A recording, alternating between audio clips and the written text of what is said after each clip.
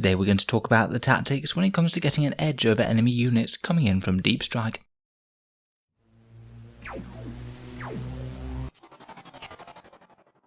Hello and welcome back to Auspex Tactics, the strategy focused 40k channel, where we're all about getting the most out of our miniatures on the tabletop. So there are quite a lot of units in Warhammer 40k that come in from reserve. Typically they'll set up 9 inches away from your army, and then proceed to unload all sorts of horrific firepower, or maybe just charge directly into close combat and destroy the outskirts of your army. In general, it's a little bit harder to counter these sort of things, because basically you're ensuring that a full enemy unit comes down and then gets at least one round of shooting at max strength, which usually leads to them getting a very favourable matchup on the turn that they drop in. In this video we're going to talk about deep strike screening, and using what sort of things you can use with positioning to stop enemy deep strikers coming in too near your important stuff.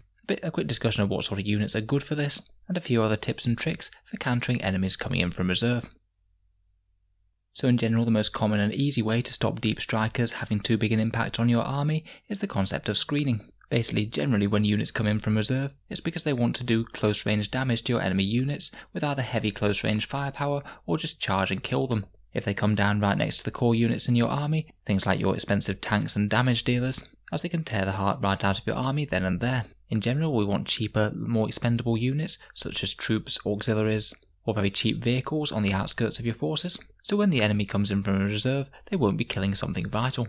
The vast majority of enemy units come in 9 inches away from yours, so basically you need to get into your mind the thought of thinking in 9-inch bubbles. Every single unit has a 9-inch bubble all around it, and in normal circumstances all that zone is where your opponent can't put models down from deep strike. I've seen a lot of people use a moulded 9-inch plastic tool for this, which the various people make, but just using a 9-inch tape measure can basically tell you where your opponent can and can't drop, if there's any gaps in between your units, and where you need to position your models to be able to stop them coming down. You just really need to think about this when your opponent is potentially bringing on deep strike threats from reserve. Don't at all be afraid to go around and literally measure out areas if it's really going to make the difference between these scary units getting into the heart of your army or not.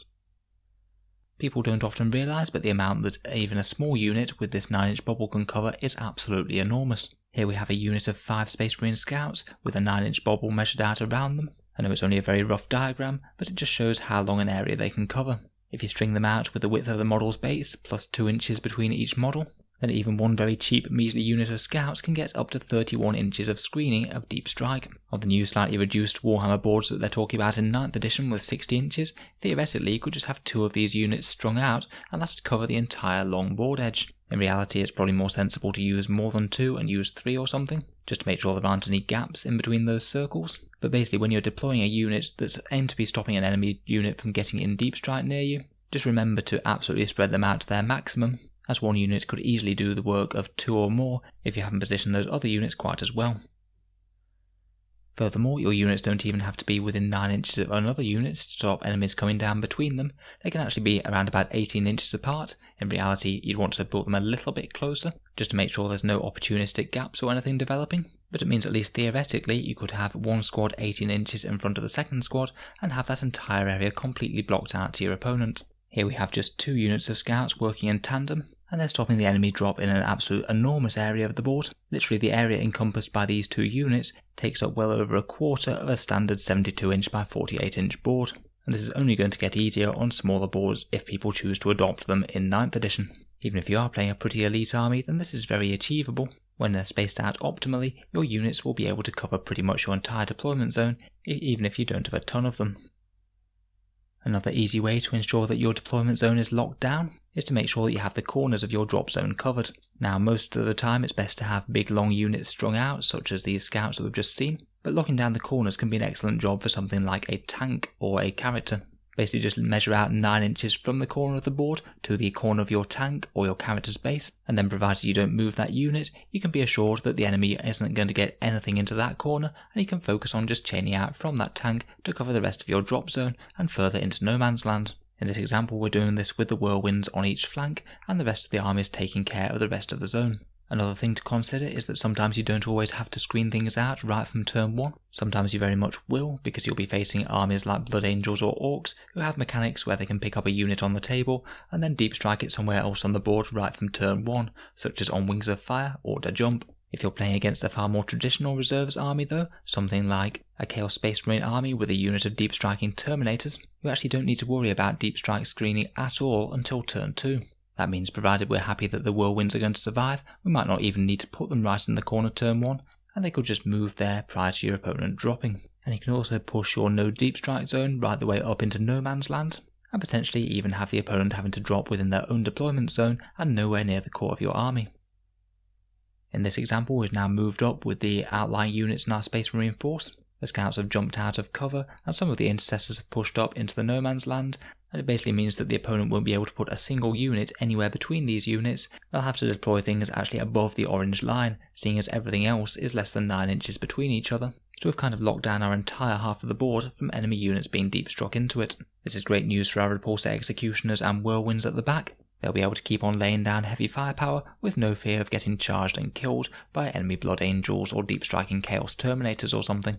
In general, with this sort of deployment, you don't really want to be leaving gaps anywhere that they can put models in between your units, but if your opponent is deep striking with a particularly big unit, then actually a small gap doesn't always matter. Maybe it might be big enough to put down 2 or 3 models, but if the only deep strike unit in your opponent's army is a massive unit of 9 crisis suits with big bases, then there's no way they're going to be able to fit into a very small space like that, so you might not need to be absolutely as fastidiously careful as if, say, you were trying to screen out a Blood Angel Smash Captain from coming down who has a very small base, so even if you give him a few inches to deploy in, then he'll be there and into your tanks. I'd also remember that some units don't technically come down anywhere on the board, some of them can only turn up on the flanks. Things like where Space Wolves can put big units of Wolfen into reserve, and then they turn up at the flanks of your army or at the sides. These are even easier to screen out from, as all you really need to do is send a couple of units down each flank, maybe even think about advancing them, and just keep the models somewhere within 9 inches of that board edge. And again, you can very easily drive them back so they're actually having to drop in their own deployment zone, completely wasting the point of your opponent putting them in reserve in the first place. In general, the screening units that are going to be best for these sort of jobs are units that are very cheap, fairly fast, and if at all possible, anything that allows them to either pre-game move, so moving on the first battle round, or just deploying outside your deployment zone in the first place are absolutely great. Things like Nurglings are excellent, as they can set up in the midfield, as are Space Marine Scouts, but also things like Imperial Guard Sentinels, who can move 9 inches before the game begins, or potentially Kroot Mercenaries for Tau. I really like Imperial Guard Infantry Squads as well, just because the move order can have them zoom all the way up to the opponent's deployment zone practically, again pretty much locking out the entire board from them coming down. I've had at least one game where a Chaos Demons player reserved a large unit of Plague Bearers, and then didn't have anywhere to drop them on the board at all, aside from right at the back of his own deployment zone, just because I'd moved a bunch of infantry squads right up to his side of the board. Some of the best unit types for this sort of job are particularly hordes, because obviously if you have a huge unit then you're going to have maximal flexibility with getting them forward and stopping enemy units coming down. Space Marine Infiltrators in particular, having a 12-inch bubble around them where you can't deep strike next to them, and this means that their bubbles of denial are just going to be quite a lot bigger than standard, but also if you can't drop within 12 inches of them, then you can't even declare them as a target of a charge, so they're never going to get engaged. If you're playing a more mechanized list and want to keep with a mechanized theme, then cheap transports can also plug gaps in lines, although obviously you can't spread them out quite as much as infantry. In particular, things like Impulsors are pretty reasonable, they're pretty tough for the points, and also have that very nice -1 to charges special rule, which makes it that bit harder for enemy units to get charges off against them when they come out of reserve. Flyers are also a pretty reasonable one as well. Typically ground-based units can't charge them, so having a trio of flyers move into the midfield turn 1 could potentially let enemy deep strikers not have a single thing to charge when they're forced to deploy 9 inches away from said flyers. When deploying these sort of units, you can certainly make things harder for the opponent by putting them in high ruins and things. You can certainly get in situations where when they deploy 9 inches away, it's actually a greater than 9 inch charge to get in on that unit that's taken the high terrain. So if for any reason you do have the opportunity to take high ground with a screening unit and deep strike is your primary concern, it can certainly make life difficult for your opponent.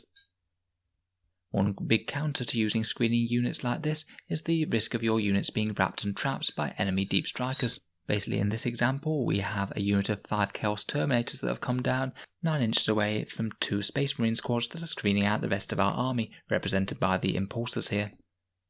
That Terminator squad has used some tricks and stratagems to charge out of deep strike and make contact with that Space Marine squad on the right, and they've allocated all of their attacks towards the squad, effortlessly wiping them out with power weapons.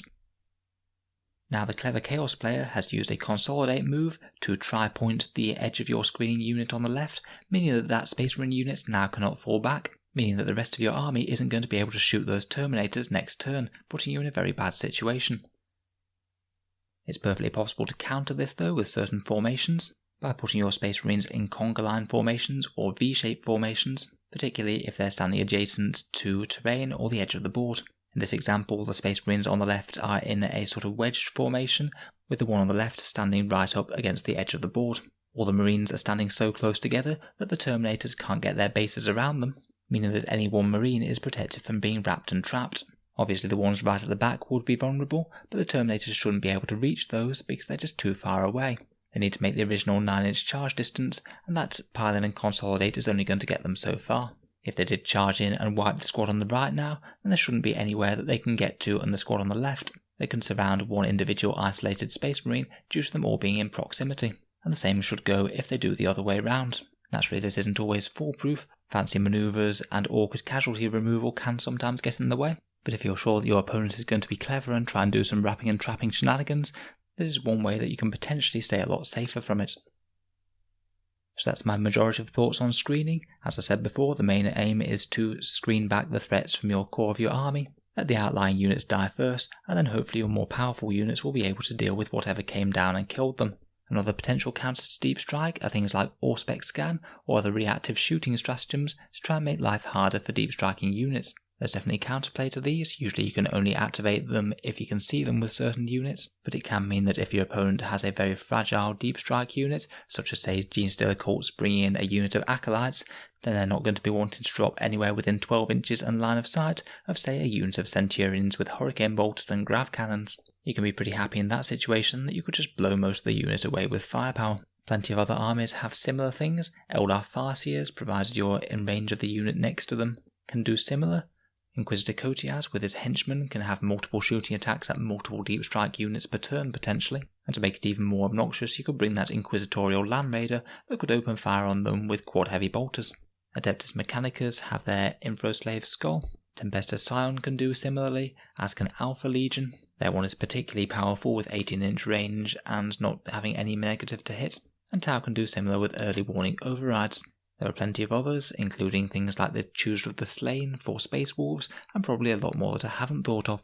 Sometimes just the mere existence of these is going to change where your opponent's going to be able to put their deep strike units, and the fear of Auspex scanned units can certainly be a lot more than the actual damage output itself. People certainly can get spooked into not putting their units anywhere near Space Marines, even if they might only get a very mediocre output of damage from Auspex scan and only take a few bolter shots or something. Finally, depending on the army, I'd just like to say to beware that there are deep strikers that can sometimes set up closer to your army than 9 inches, and of course this massively screws with your screening abilities. Some Tempestus Scion regiments can drop in within 5 inches to deliver rapid fire hot shots or overcharged plasma or melter guns. The Calidus Assassin can set up within 3 plus d6 inches away, potentially very very close again, and Genestealer Cults have numerous tricks, one stratagem where they can appear literally 3 inches away, and one where they can drop 9 inches away but immediately move d6 inches closer. These sort of units are without a doubt going to make your life a lot harder with screening things. Sometimes it's only going to be worth making so much effort for screening, and just accepting that your opponent's units are going to come up somewhere and cause a problem, and you're just going to have to be able to react and deal with it. It is important to know when these tricks are coming though. So I'm sure there's more to say on the subject. If you can think of any other tips or tricks when dealing with enemy deep strike and reserves, please let me know down in the comments below. It'd be good to hear what you guys have to say. If you've enjoyed the video, then feel free to subscribe to Auspex Tactics, where we'll have plenty of other 40k tactics content similar to this, as well as unit reviews and details on 9th edition as it comes out. If you've been enjoying the channel, I'd just like to mention the Auspex Tactics Patreon page, which is down in the video description below. If you have been watching regularly, then any support is greatly appreciated, as it does take quite a long time to make these videos. As well as supporting the creation of new content, Patrons also get to see videos early each week, get to vote on which videos come next on the channel, and there's regular prize draws where I post out miniatures to lucky winners, no matter where they are in the world. If any of that sounds good, or you'd just like to say thank you for the videos, then the link is down in the description below. A massive thank you to my current Patreons for helping make this channel possible. In any case, thank you for listening, and I'll hope to see you guys next time.